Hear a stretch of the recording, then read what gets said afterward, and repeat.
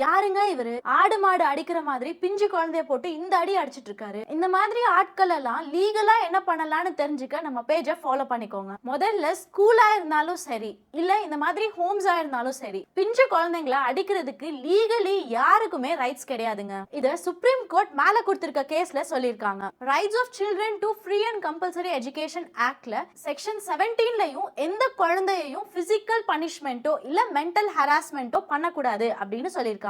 அதையும் மீறி யாராச்சும் பிசிக்கல் பனிஷ்மெண்டோ இல்ல மென்டல் ஹராஸ்மெண்டோ கொடுத்தாங்கன்னா அவங்க மேல டிசிப்ளினரி ஆக்ஷன்ஸ் எடுப்பாங்க. இந்த கேஸ்ல பாத்தீங்கன்னா அந்த பிஞ்சு குழந்தைய போட்டு வெளுன்னு வெளுத்திருப்பாரு. இவருக்கு பிஎன்எஸ் செக்ஷன் 115 படி வாலண்டரிலி காசிங் ஹர்ட்காக 1 year இம்ப்ரிசன்மெண்ட் அண்ட் 10,000 rupees வரை ஃபைன் கிடைக்க நிறைய வாய்ப்பு இருக்குங்க. குழந்தைங்களை பேரண்ட்ஸே போட்டு சிவியரா அடிக்கிறதுக்கு கூட அவங்களுக்கு உரிமை இல்லைங்க.